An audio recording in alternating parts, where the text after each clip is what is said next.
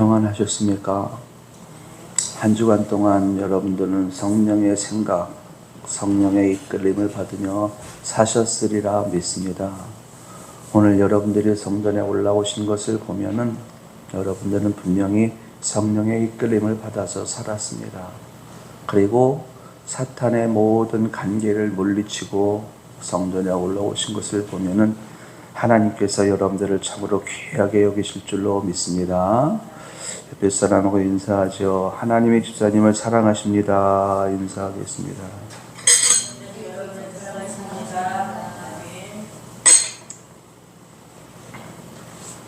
예수님께서 십자가에 죽으셨습니다. 이 사건이 제자들에게는 엄청난 충격이에요. 그 충격으로 인하여서 제자들은 3일 동안 밖에도 못 나가고 예루살렘의 은밀한 집에 숨어서 지내고 있었습니다. 그런 제자들에게 예수님께서 부활하셔서 찾아오셨지요. 그들에게 하시는 말씀은 너희에게 평강이 있을지어다 이러면서 성령을 받으라 이렇게 말씀하셨습니다. 이것이 예수님께서 부활하신 이후에 처음으로 제자들에게 나타나신 사건입니다. 이후로 8일 정도의 시간이 지났습니다. 예수님이 처음 제자들에게 나타나실 당시에 그 현장에 도마가 없었습니다. 그런데 제자들이 이제 부활하신 예수님을 도마에게 전했더니 이 도마가 믿질 않는 거예요. 내가 손에 못자국을 만져보지 않으면은, 옆구리에 창자국을 내가 손을 넣어보지 않으면은 나는 믿을 수 없다. 이렇게 완강하게 거부하는 거예요. 그 자리에 예수님께서 나타나셨습니다. 두 번째 나타나신 거죠. 두 번째 제자들을 찾아오신 겁니다. 그러면서 도마에게 하는 말이 만져봐라, 손을 넣어봐라 이렇게 말씀하시면서 믿음이 있는 자가 되라 이렇게 말씀을 하셨습니다. 이게 두 번째 나타나신 장면이에요. 그리고 세 번째 나타나신 장면이 오늘 본문입니다. 7명의 제자들이 한 자리에 모여 있었습니다. 이들은 두 번씩이나 부활하신 예수님을 만났습니다. 그런데 이들의 마음속에는 예수님에 대한 믿음을 가지기보다는 어떻게 살아야 될까? 내일에 대한 소망이 없습니다. 그리고 유대인들과 로마 군인들에 대한 두려움이 그들의 마음을 가득 채웠습니다. 그런 마음 상태로 모여 있었던 이 제자들이 이제 베드로가 앞장서서 하는 말이 나는 물고기 잡으러 가겠다. 베드로의 본래 직업이 어부이지 않습니까? 그러니까는 세상의 삶으로 세상으로 돌아가겠다. 이거를 또 다르게 표현하면은 나는 예수를 믿는 그 믿음을 버리고 다시금 유대교로 돌아가겠다. 이런 뜻입니다. 베드로가 앞장서서 이렇게 이야기를 하니 다른 7명의 제자들도 그를 따라서 나도 가겠다. 이런 상황이 펼쳐진 거죠. 밤새도록 고기를 잡아봤지만 한 마리도 잡지 못하고 있었을 그때에 예수님께서 세 번째 이들을 찾아오셔서 자신의 부활하신 모습을 보여주셨습니다. 이렇게 부활하신 예수님께서 제자들에게 세 번씩 일정한 시간 간격을 두어서 나타나셨는데 공통점이 있습니다. 어떤 공통점이 있었느냐? 제자들의 마음 상태가 낙심과 근심과 걱정, 두려움 이런 늪에 빠져 있을 때에 예수님께서 찾아오신 겁니다. 세상에 대한 두려움, 사람들에 대한 두려움, 그리고 앞으로 어떻게 살까, 뭐 먹고 살까, 무슨 일을 해야 할까, 이렇게 낙심하고 좌절하며 소망의 불등불이 꺼져가고 있을 그때에 예수님께서 언제든지 찾아오셔서 그들을 붙잡아 주시고 그들을 위로하시면서 다시 일으켜 세우시더라는 거지요. 이런 일은 예수님이 살아계셨을 때, 즉 예수님이 공생의 기간 중에도 있었는데, 오병이어의 기적을 행하신 이후에 예수님께서 기도하기 위해서 산으로 올라가셨고, 제자들에게는 바다 건너편으로, 갈릴리 바다 건너편으로 건너가라고 말씀하셨습니다. 배가 얼마쯤 갔을까? 예수님이 얼마쯤 기도하셨을까? 산에서 바다를 바라보니 갑자기 광풍이 몰아불었고, 그로 인하여서 제자들이 탄 배가 침몰 위기에 놓여 있는 거예요. 두려웠겠지요. 무서웠겠지요. 이때 예수님께서 지체하지 않고 그들을 찾아 달려가셨습니다. 그리고 그 광풍에서 구원하셨지요. 이렇게 위기의 순간이 있을 때마다 예수님은 제자들을 찾아오시더라. 그렇게 자신들을 구원하기 위해서 찾아오시는 예수님을 바라보면서 제자들의 마음속에는 어떤 마음을 가졌을까요? 예수님은 정말 우리의 구원주이시구나. 예수님에 대한 믿음을 가졌겠지요. 제자들이 부활하신 예수님을 만났음에도 불구하고 어부의 삶으로 세상으로 돌아간 주된 이유는 두려움이었습니다. 두려움. 제자들은 어떠했느냐? 예수님과 함께 하면서 예수님이 메시아인 것을 믿고 그리고 고백까지 했던 제자들입니다.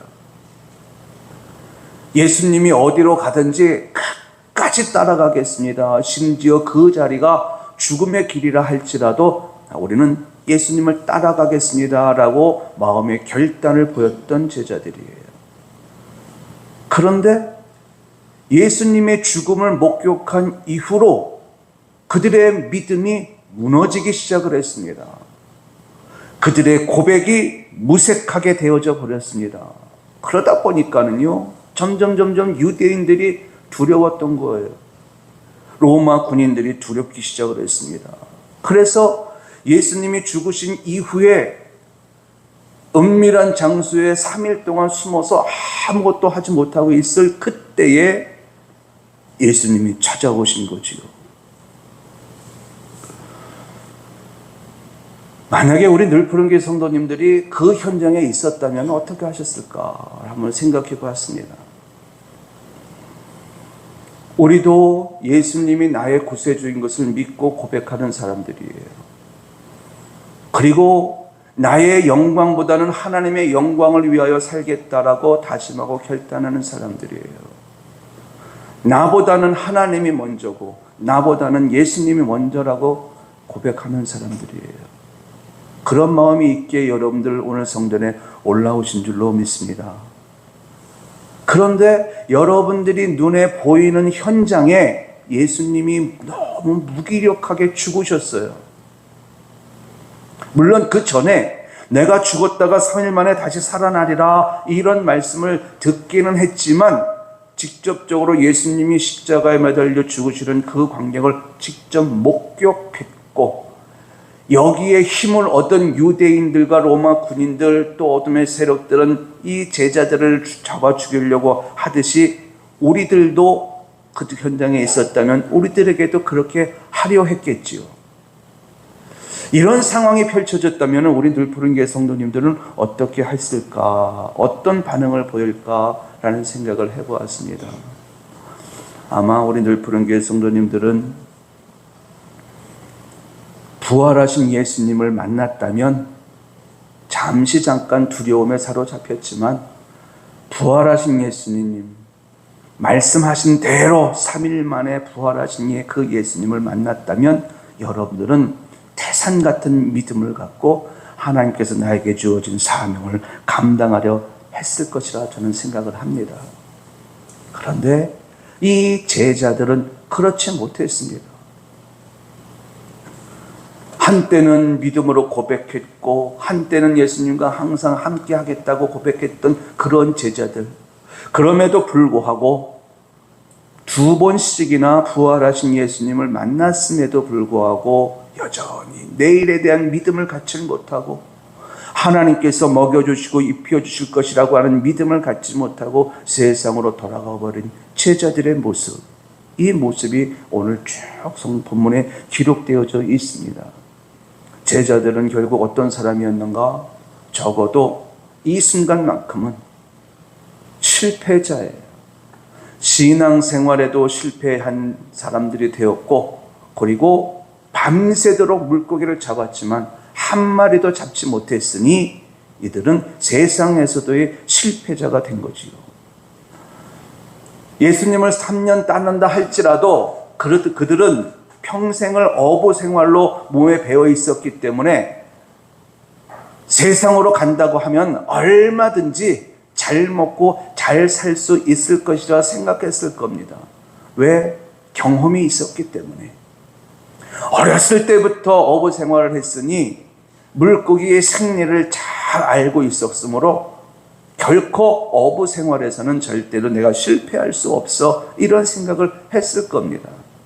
그런데 결과는 어떻게 됐느냐? 예수님을 믿는 믿음에도 실패를 했고 세상에서 물고기 잡는 일에도 이들은 실패하고 말았습니다. 연거푸 실패를 반복하고 있을 그때에 예수님께서 찾아오셔서 그들에게 하시는 말씀이 배 오른편에 그물을 던지라. 제자들은 자신들에게 이렇게 말하시는 이가 예수님인 것을 몰랐습니다. 그냥 지나가는 사람이 그렇게 얘기해 주는가 보다 이렇게 생각을 했겠지요. 어떤 이유가 있든 이들은 그 말을 듣고 배 오른편에 그물을 던졌더니 정말 큰 물고기를 153마리나 잡은 거예요.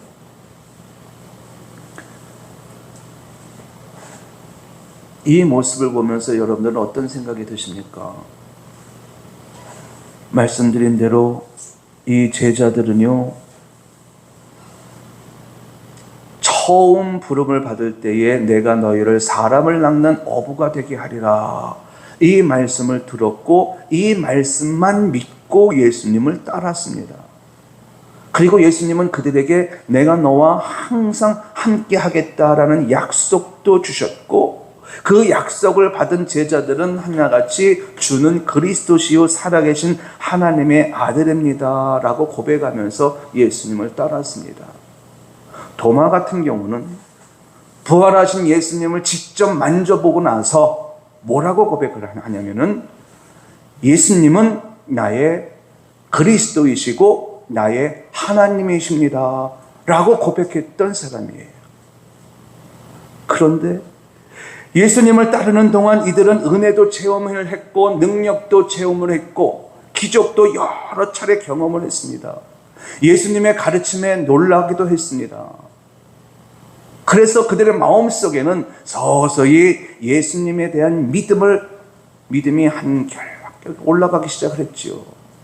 그런데 막상 죽음의 현실 앞에 이들의 믿음, 이들의 고백은 철저하게 무너지고 마는 거죠.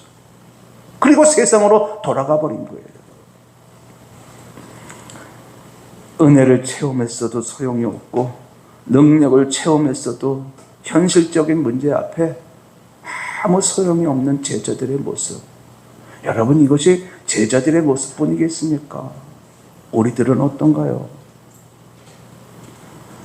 우리들도 베드로처럼 주는 그리스도시요 살아계신 하나님의 아들입니다 라고 고백을 했을 때가 있습니다. 도마처럼 예수님은 나의 주님이시고 나의 그리스도이시고 나의 하나님이십니다 라고 고백했던 순간도 우리에게는 있었습니다. 그런데 제자들이 이렇게 무기력하게 세상으로 돌아가는 그 모습을 본다면 우리들도 언제든지 세상으로 갈 수 있는 소지가 있다는 뜻이지요. 그런데 중요한 것은요, 그런 마음이 들 때마다 예수님은 우리를 찾아오셔서 우리를 부르신다는 겁니다. 제자들이 그렇게 넘어져 있을 때마다 부활하신 예수님께서 첫 번째 찾아오셨고, 두 번째 찾아오셨고, 세 번째 찾아오셔서 그들을 위해서 하시는 것이 있었습니다. 그들을 위로하고 격려하면서 그들에게 믿음을 넣어주시지요. 내가 말한 대로 내가 부활하지 않았니? 내가 길이라고 얘기하지 않았니?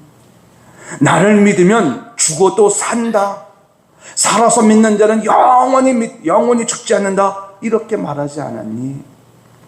내가 말한 대로 내가 너희들에게 3일 만에 살아날 것이라고 말한 대로 내가 살아났어. 그리고 내가 너희와 항상 함께하고 있어. 이렇게 말씀하시면서 제자들에게 믿음을 넣어주셔요. 여러분, 예수님은 어떤 분이신가? 여러분에게 예수님은 어떤 분이십니까? 그냥 이론적으로, 지식적으로 그런 고백이 아니라 여러분들의 삶의 여정 속에서 여러분이 체험한 예수님은 어떤 분이냐라는 것입니다. 우리 예수님은요, 우리와 항상 함께 하시면서 우리에게 믿음을 주시는 분이십니다. 어떤 경우에도 나를 믿어라. 나는 구원자야. 나는 구원자. 나는 구원자이므로 나를 믿는 자는 어떤 삶의 환경 속에서도 구원을 얻는다.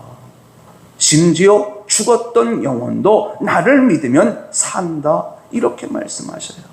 그러면서 하시는 말씀이 하나님은 살아있는 자의 하나님이라 이렇게 말씀을 하십니다. 여러분, 예수님은 우리에게 믿음을 주시기 위해서 지금까지 사역을 하고 계셨습니다. 공생의 3년 동안 제자들 앞에서 사람들 앞에서 믿음을 넣어주시려고 그 사역을 하셨고, 지금도 하나님 보좌 우편에서 앉아 계셔서 또 우리의 심령 속에 내주하시면서 끊임없이 우리를 위해 우리에게 믿음을 주시기 위해서 일하고 계심을 여러분 믿으시기 바랍니다. 제자들은 밤새도록 한 마리도 잡지 못했습니다. 한 마리도 잡지 못했다라고 하는 것은 생계에 문제가 생기는 것을 의미해요. 그런데 예수님은 그들을 찾아와 주셔서 그들의 문제를 해결해 주시는데, 배 오른편에 그물을 던져라. 이 말을 듣는 순간 사람들은, 다른 제자들은 몰랐는데요, 예수님의 사랑하시는 자 누굽니까? 요한이죠. 그 말을 듣는 순간 요한의 눈이 열렸습니다. 어떤 눈이 열렸느냐? 믿음의 눈이 열린 거예요. 그리고 자신들에게 그렇게 이야기해 주시는 이가 바로 예수님인 것을 알았습니다. 여러분, 하나님이든 예수님이든 성령님이든 천국이든 지옥이든 믿음이 아니면 볼 수가 없고 들을 수가 없습니다. 믿음이 아니면 절대로 하나님을 볼 수가 없고, 믿음이 아니면 절대로 예수님을 볼 수가 없는데, 어떻게 요한이 자신에게 그 얘기를 해주시는 이가 예수님인 것을 알았느냐? 하나님께서 그에게 믿음의 눈을 열어주신 거지요. 이 말을, 이 순간에 요한이 베드로에게 이야기를 해요. 베드로 형님, 우리에게 이 말을 해주시는 이가 예수님이십니다. 예수님이 지금 우리를 찾아오셨어요. 그랬더니 이 베드로가 옷을 벗고 있었거든요. 겉옷을 벗고 있었는데 그 말을 듣자마자 참 성격이 급해요. 겉옷을 다시 입고 물속으로 뛰어들어서 헤엄쳐서 가는 거예요. 헤엄쳐서 가는 게 빠르겠습니까? 배 타고 노져서 가는 게 더 빠르겠습니까? 그런데 얼마나 성격이 급했든지 바다로 뛰어들어서 헤엄쳐서 예수님께 가는 거예요.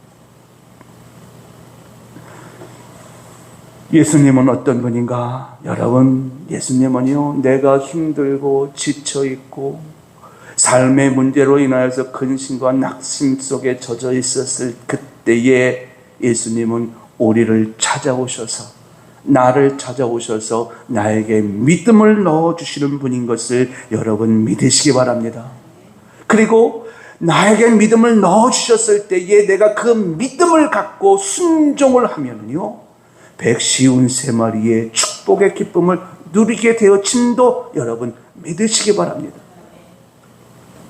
원래 우리에게는요, 사람에겐 믿음이 없어요. 믿음이 없습니다. 믿음이 없기 때문에 물고기를 건질 수도 없고, 믿음이 없기 때문에 천국을 얻을 수도 없고, 믿음이 없기 때문에 하나님도 예수님도 성령님도 볼 수가 없고, 믿음이 없기 때문에 하나님의 축복을 내 것으로 만들 수가 없습니다. 그런데 예수님께서 우리에게 믿음을 주시기 위해서 이 세상에 오셨고, 그리고 저와 여러분 각 사람을 찾아다니셨습니다. 그리고 부르시면서 우리에게 믿음을 넣어주신 줄로 믿습니다. 그래서 예수님은 어떤 분이신가? 예수님은 나에게 믿음을 넣어주시는 거예요. 분이에요. 왜 믿음을 넣어주시느냐? 이 믿음만 있으면 이 세상에 그 어떤 일도 능치 못함이 없거든요. 못할 것이 없어요. 이루지 못할 것이 없습니다. 믿음만 있으면 하나님을 기쁘게 할 수도 있고, 믿음만 있으면 마귀도 이길 수 있고, 믿음만 있으면 세상도 이길 수 있으니, 이 절대 무기를 예수님께서 주시기 위해서 우리를 찾아다니신다. 오늘도 예배를 드리시는 여러분들, 하나님께서 여러분들을 불러주셨고, 성전에 올라오신 여러분들 예수님께서 찾아다니면서 여러분들의 마음속에 믿음을 더하여 주시는 줄로 믿습니다. 이 믿음이 여러분들의 심령 속에 살아있어 믿음으로 말미암아 세상을 이겨나가는 우리 늘 푸른교회 성도님들이 될 수 있길 예수님의 이름으로 당부를 드립니다. 두 번째로, 예수님은 어떤 분이신가? 예수님에 대한 믿음에서 떠나 세상으로 돌아간 제자들 어부지요. 본래 자신들이 살았던 삶의 방식으로 돌아간 거예요. 한때는 예수 안에 살았습니다. 그 기간이 불과 3년밖에 안 돼요. 그리고 3년이 끝나는 시점에 세상으로 돌아갔습니다. 여러분, 이렇게 되어지면은 누구에게 문제가 생길까요? 예수님에게 문제가 생길까요? 생긴다면 또 예수님께 어떤 문제가 생길까요? 여러분, 예수님에게는 아무 문제가 생기지 않습니다.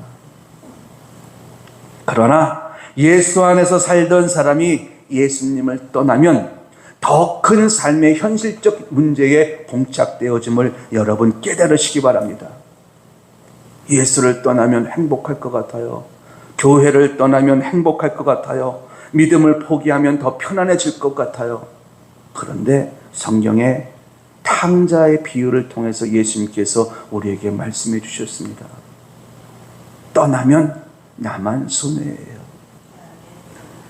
제자들은 예수님을 떠났습니다. 행복을 찾아 떠난 겁니다.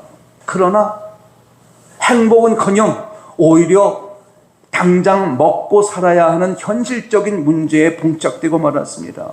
이 문제를 해결하기 위해서 밤새도록 노력을 했지만 모든 것이 헛수고, 그래서 그들의 마음속에는 낙심과 절망, 그리고 어떻게 살아야 하는가 근심과 걱정만 가득 차고 있었을 그때에 예수님께서 찾아오셨습니다.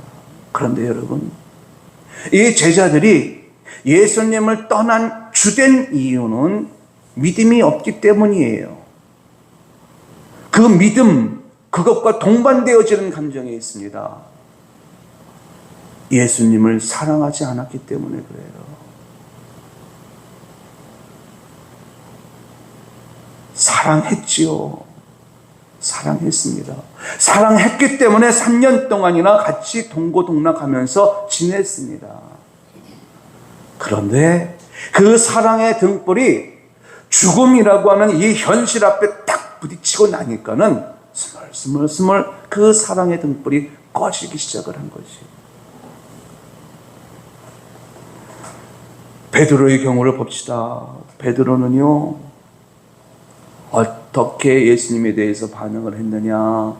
그래도 나름대로는 걱정이 됐든지 예수님을 따라갔습니다.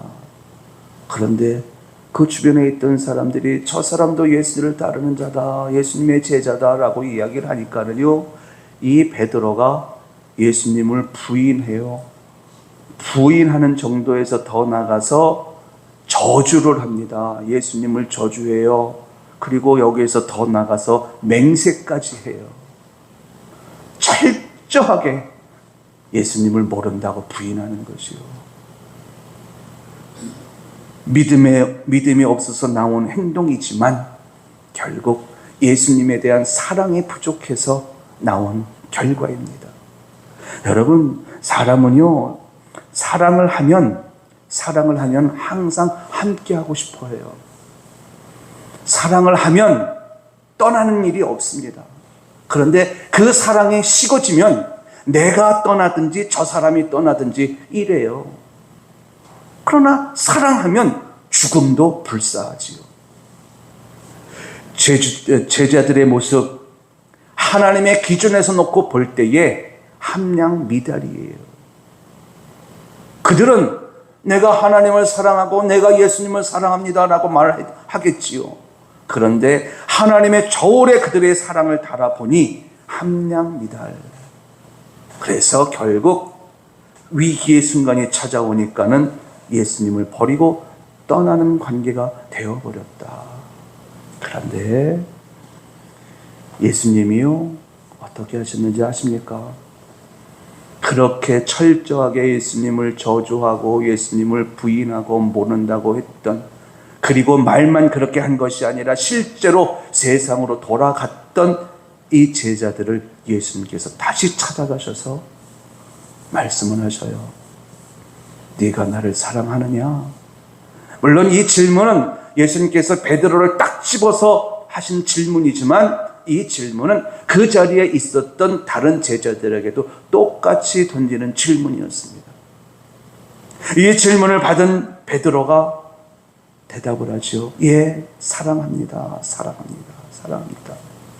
이 상황은 어떤 상황이냐? 하나님께서 예수님을 통해서 하나님의 사랑을 보여주셨는데 그 사랑을 지금 제자들에게 넣어주고 계신 거예요. 예수님은 지금도 우리들에게 이 사랑을 계속해서 부어 넣어주고 계심을 여러분 믿으시기 바랍니다. 그래서 내가 세상에서 어떤 죄를 지었어도 이 성전에 올라와서 하나님 용서해 주세요, 예수님 용서해 주세요, 그러면 다 용서해 주시는 거예요. 사랑하지 않는다면은 죄값을 물어야지요. 그런데 사랑하기 때문에 앞으로 우리가 짓게 될 그 모든 죄까지도 2000년 전에 예수님께서 그 값을 다 지불하셨습니다. 성경은 이것을 어떻게 기록을 했느냐? 이처럼 사랑하사, 이렇게 말씀하셔요. 하나님이 여러분들을 사랑하십니다. 예수님도 여러분들을 사랑하십니다. 이 사랑이 여러분들에게 넘쳐나는 은혜가 있게 되길 예수님의 이름으로 당부를 드립니다. 여러분들은 하나님으로부터 사랑을 받고 예수님으로부터 사랑을 받았기에 여러분들의 마음속에는 사랑이라고 하는 본질이 있습니다. 그래서 여러분들은 하나님도 사랑할 수 있게 되었고 예수님도 사랑할 수 있게 되었고 교회도 사랑할 수 있게 되었고 이웃을 내 몸처럼 사랑할 수 있게 되어졌습니다. 여러분에게 사랑이 있다는 증거인 거죠. 여러분, 하나님은 지금도 우리에게 사랑을 부어주고 계셔요. 그 사랑으로 살아가는 여러분들이 될 수 있길 예수님의 이름으로 당부를 드립니다. 사랑하면 내 입에 정죄는 없어요. 사랑하면 내 입에 못마땅함은 없습니다. 대신 사랑하면 그 영혼을 긍휼히 여기지요. 이 사랑이 여러분에게 넘쳐 있어서 사랑의 실천자로, 사랑의 사도로 살아가는 우리 늘 푸른교회 성도님들이 될 수 있길 예수님의 이름으로 당부를 드립니다. 예수님은 어떤 분이신가? 우리에게 믿음을 넣어주시는 일을 지금도 하고 계시고요. 예수님은 지금도 우리에게 사랑을 넣어주시는 일을 계속하면서 우리로 하여금 예수님의 사랑 안에서 살게 하십니다. 믿으시기 바랍니다. 또 믿으시는 줄로 믿습니다. 자, 우리는 하나님의 사랑 안에서 하나님을 믿는 믿음으로 살아가고 있어요. 그런데 놀라운 것이 있습니다. 우리가 이렇게 믿음으로 살고 사랑으로 살려고 힘을 쓰면 하나님은 우리에게 육체의 필요를 채워주시는 분이십니다. 제자들이요, 밤새도록 물고기를 잡았지만 한 마리도 잡지 못하고 빈손으로 돌아왔습니다. 빈손으로 돌아왔으니 아침 굶어야 됩니다. 그런데 예수님께서 그들을 찾아와 주셔서 그들에게 믿음을 넣어주시고 믿음으로 말미암아 순종하게 하시고 그리고 사랑을 넣어서 사랑으로 살게 하시더니 그들을 위해서 떡과 구운 생선을 예비해 놓으셨다. 즉 믿음으로 살고 사랑으로 사는 자에게 하나님은 우리의 육체의 필요를 채워주시는 분이신 것을 여러분 믿으시기 바랍니다. 그래서 가족의 생계까지도 해결되었고 자신들의 배고픔의 문제도 해결받을 수가 있었습니다. 여러분, 사람에게요, 이 먹고 입고 마시는 이 문제는 가장 기본적인 문제이면서 동시에 가장 중요한 문제예요. 이스라엘 백성들의 출애굽을 했을 때에 그리고 홍해를 건너오고 나서 제일 먼저 닥친 문제는 먹고 마시는 양식의 문제였습니다. 물 문제가 찾아왔고 배고픔의 문제가 찾아왔고 이럴 때마다 백성들은 어떻게 반응을 보였습니까? 가나안의 축복 필요 없다. 우리 애굽으로 돌아가겠다. 노예의 삶으로 돌아가겠다. 적과 꼴이 흐르는 땅이라 할지라도 지금 당장 배고픔의 문제가 해결되어지지 않고 있으니 우리는 애굽으로 돌아가겠다. 이렇게 반응을 보였던 사람들이에요. 어쩌면은 이 모습이 우리들의 모습일지도 모릅니다. 그러나 여러분 기억하십시오. 우리가 믿음으로 살고자 힘을 쓰고 사랑의 실천자로 살고자 힘을 쓰면 하나님은 우리에게 필요한 모든 것들을 때를 따라 부어주시는 분인 것을 여러분 믿으시기 바랍니다. 이 믿는 믿음이 있는 자가 또 실제로 그와 같은 일들을 경험하게 돼요. 그래서 우리 예수님은 어떤 분이신가? 우리의 육체의 필요를 채워주시는 분. 말씀을 정리하겠습니다. 제자들은요, 밤새도록 수고했지만 한 마리의 물고기도 잡지 못했습니다. 실패자죠. 세상으로 가면은 성공할 줄 알았는데, 세상으로 가면 행복할 줄 알았는데, 세상으로 가면 잘 먹고 잘 살 줄 알았는데 아니었던 거예요. 그런 제자들을 예수님께서 찾아가셔서 믿음을 넣어주셔서 믿음으로 살게 하시고 사랑을 넣어주셔서 사랑의 실천자로 살게 하시면서 그들의 삶 속에 필요한 모든 것들을 채워주신 것을 보게 됩니다. 내 양을 먹여라. 내 양을 치라.